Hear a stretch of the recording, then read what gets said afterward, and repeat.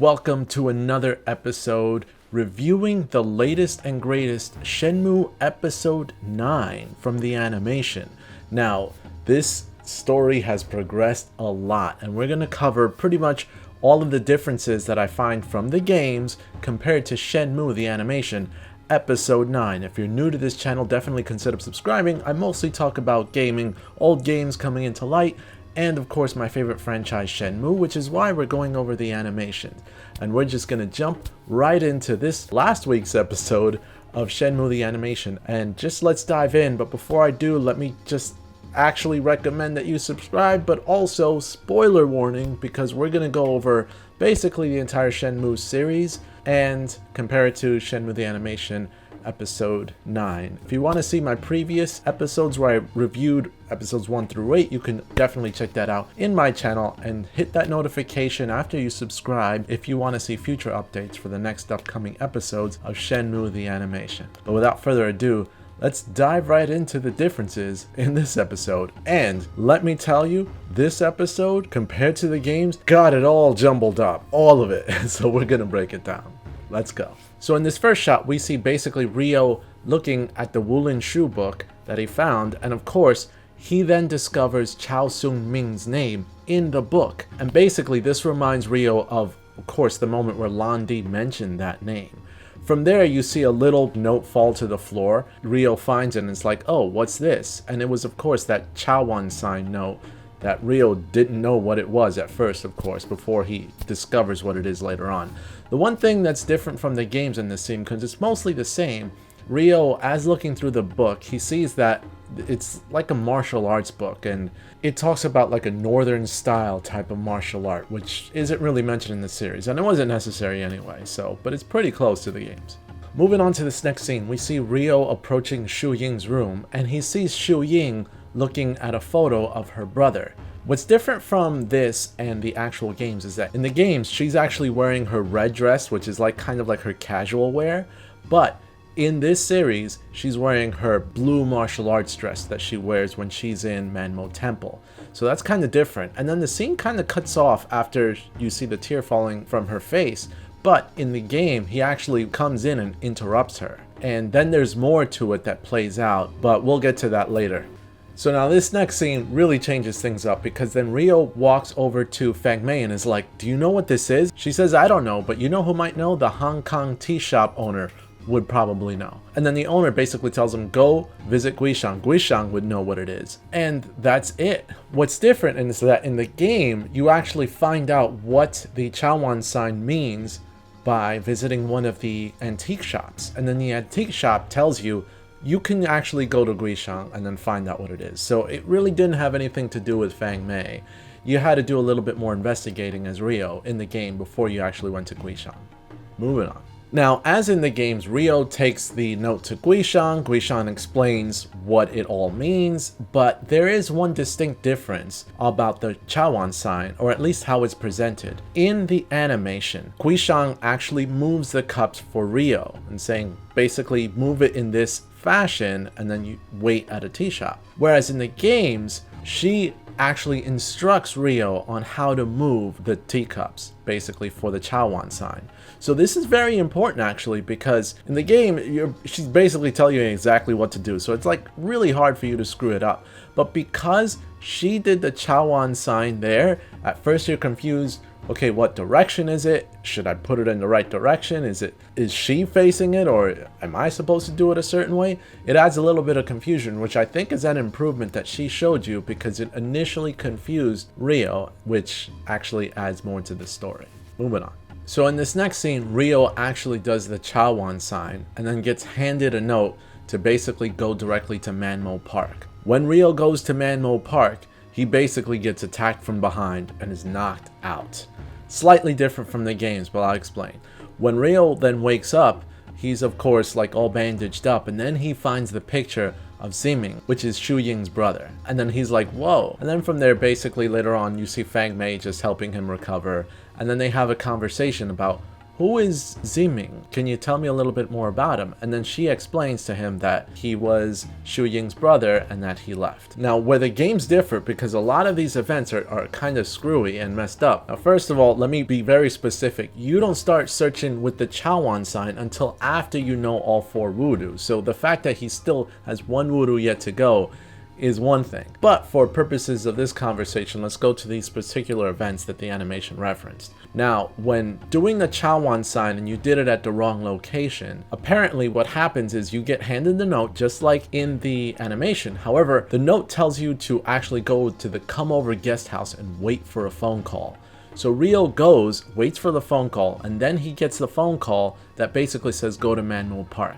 And then from here is a fight sequence. Now, if you win the fight sequence, basically you're okay. But if you lose the fight sequence, which is I think more canon, it then ties into kind of where the animation where he like wakes up and Fang Mei was actually helping him. But at that point, Ryo's not asking about Ziming. And why? Because that conversation about Ziming took place after Ryo actually interrupted Shu Ying when she was looking at his picture. Ryo sees it, that it fell on the floor, picks it up, and is like, oh, Ziming? Next morning, he has a conversation with Fang Mei regarding the fact that, okay, that's her brother, and he left. And those events happen very differently, obviously. One, in the games, it was early on. In this sequence, it actually happened after these events. But it's still, everything's happening, but it's just kind of all getting crumpled together. Anyway, moving on. Now in this next sequence, we have Ryo again trying the Chawan sign. But the one difference is that one person who's watching him trying to do it is Zhang Yu, the barber. Now this reminded me that there's no mention of the 3 blades in the animation at all. And the barber just happened to be at the right place at the right time when Ryo's doing this. So Zhang Yu the barber tells Ryo, look, you're kind of doing that wrong, but if you want to do it, I've seen someone doing a similar type of Chawan sign at a diner close by. So he basically tells him where to do the Chawan sign. So that's a great hint for Ryo. But then Ryo realizes, wait a minute, you're a martial artist, can you teach me about the voodoo? And he's like, okay. So then the barber scene plays out, where you're going to find out the 4th voodoo that you need. In the games, this whole scene plays out very similarly to the animation. However, it's a QTE event, and if you get the QTE event wrong, the whole thing just plays over again and you keep doing it until you figure out what you're supposed to do. However, in the animation, it's like he failed the QTE, but then he's like, basically, get out of here, you're not ready yet. So I thought that was pretty cool that he actually fails, because I think most people fail their first time when they did this particular section in Shenmue 2. So then Ryo just leaves. Moving on. Now, since Ryo knows where to do the Chawan sign, he actually goes to the Dongjing Diner and he actually does the Chawan sign. And then what happens in the animation is that he gets a phone call and he's like, hello, hello? Nobody's there. But then when he sits back down at the table, he finds the note to go to Dongjing Diner at 8 p.m. Now, in the games, what's different is Ryo wasn't distracted by a phone call. He was just tapped on the shoulder and then the note was dropped and then pretty much the guy left, which was really the guy who he had to meet, Yan Duzu's assistant. And he just kind of runs out of there.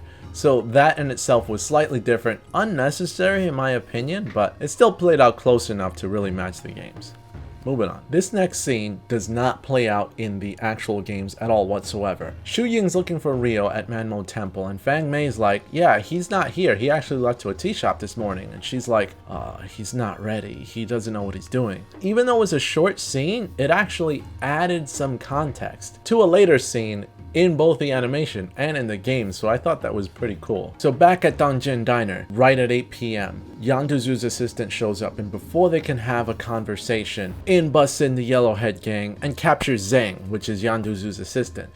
And then Ryo gets into action. Now this scene pretty much plays out like the games, except there's a little chase and QTE sequence that happens in the video games that is pretty much completely skipped. You see Yuan and the rest of the Yellowhead right outside of the diner versus a little bit further down after somewhat of a cool QTE chase sequence. From here, Shu Ying's actually hiding, and Shu Ying finishes them all off without Yuan noticing.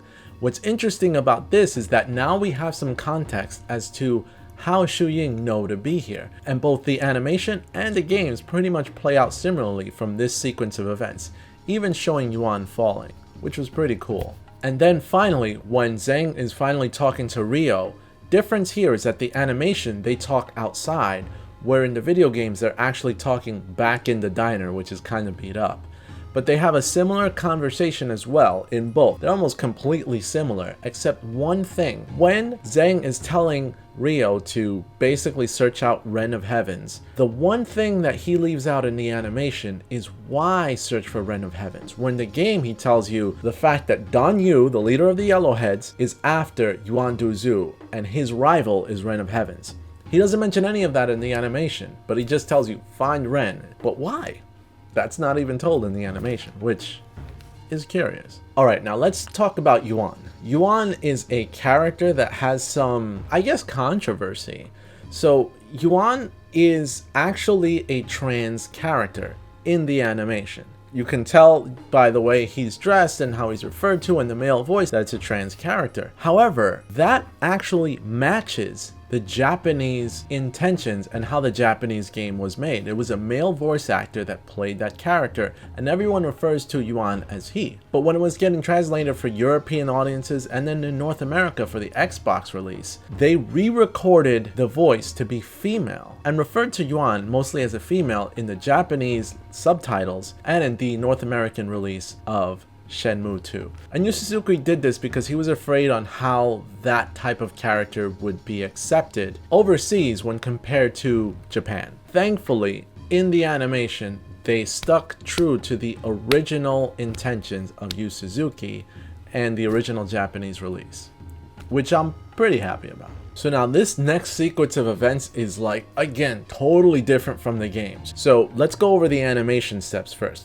So in the animation, Ryo goes straight to close to Beverly Hills Wharf, meets with some of Ren's gang, is pretty much take me to Ren, and they just trick him and assault him from behind. When Ryo wakes up after the assault, he's with Wong, and Wong was like, look, I know where Ren is, I really can't help you too much to get to him, but I'll give you a lighter. Take this lighter, and you'll be able to actually access where Ren is, but you gotta tell like the group, look, I'm here to pay off Ren because Ren loves money. So Ryo's like, okay, thanks for your help. And then when he approaches again and they're like ready to beat him up again, he's like, look, I have this lighter, I'm here to give Ren money. They immediately take him to Ren. Then when Ren actually meets Ryo, he's like, okay, where's the money? He's like, I don't have money, I want to know where Yanduzu is. Ren's like, okay, let's see what you got, kid. And Ren actually swings a knife right at Ryo's neck. Ryo just doesn't move, and he's like, you didn't move, why? And he's like, all right, come with me, I'll take you to Yanduzu. Now this is way different from the games because the games actually stretch out your ability to meet Ren. First of all, Ryo's got to find out where the heck Ren of Heavens is, and he finds out that they're in Beverly Hills Wharf. Now to get into Beverly Hills Wharf, it's similar in the fact that you have to get the lighter, and Wong actually gives you the lighter in the games too after you get beaten up, so that part matched. But then when you get into Beverly Hills Wharf, you still have to find Ren. So you actually are looking around for him, practically getting beaten up everywhere you go in Beverly Hills Wharf until you actually meet Sam, Larry, and Cool Z, who said they'll take you to Ren, but you're gonna have to get like a lot of money. So after you raise this money by like gambling, by doing local street fights and everything, and it takes a long time, Sam, Larry, and Cool Z take you to Ren. Now the base where Ren is, where you finally talk to him, looks kind of different from the animation.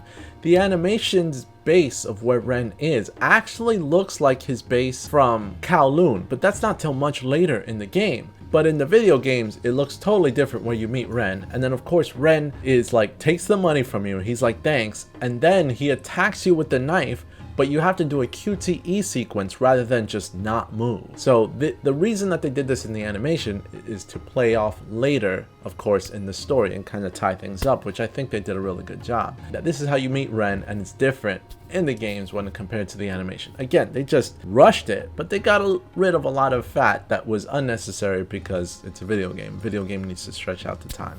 Moving on. So this scene is very similar in both the games and the animation. Ren and Ryo are seeing Yuan making a deal, of course, with that guy who would race the ducks. It's the same guy. And then basically Ren tricks everyone, turns off the lights, and steals the money. When the lights are on and they're like, where'd everyone go? Ryo realizes that Ren disappeared. Ryo screws up, knocks over a pole. They find him. Ryo just beats them all up. Same thing happens in the animation and in the games.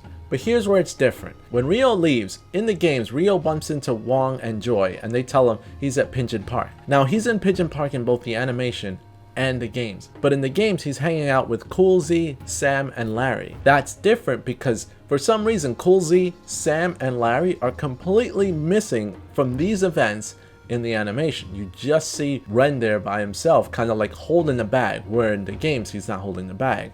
And then the chase sequence happens. In the games, you're not fast enough to catch Ren, but you are fast enough to catch one of the other guys. And then, of course, be taken to Ren. In the animation, they skip all of that and you just chase Ren, eventually getting to Lucky Plaza. And at Lucky Plaza, that's where the sequence of events happens, where you chase him up the building and then fall onto a truck, in both the games and the animation. And then Ren, of course, sees the mirror and then knows that there's something up going on, even though Ryo grabs the mirror right away. And he's like, you know what?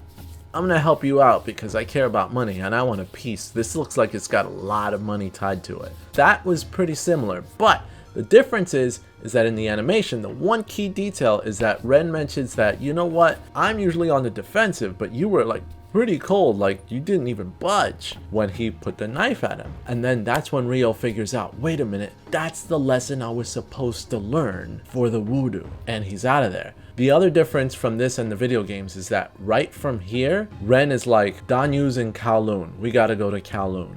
So he's like, okay. And that's kind of like the end of this disc before you're moving on to the next disc. Or if you're not playing on the original Dreamcast, it's just really like the next chapter. That is very significant, where they still had a little bit more story to tell in this area, of course, because Ryo still needed to learn the fourth voodoo. So in this next scene, Ryo passes the test. He went back, passed the QTE basically, and he learns the fourth voodoo, Tan. And what it means is, never be shaken, remain calm and resolute to make the proper decision. What's nice is that the animation gave a character arc to Zhang Yu. Even though it's very limited, it gave him a little bit more to do. In the games, it was just like, you meet the right guy and he just teaches you voodoo without you really having to do much except pass this one minor test.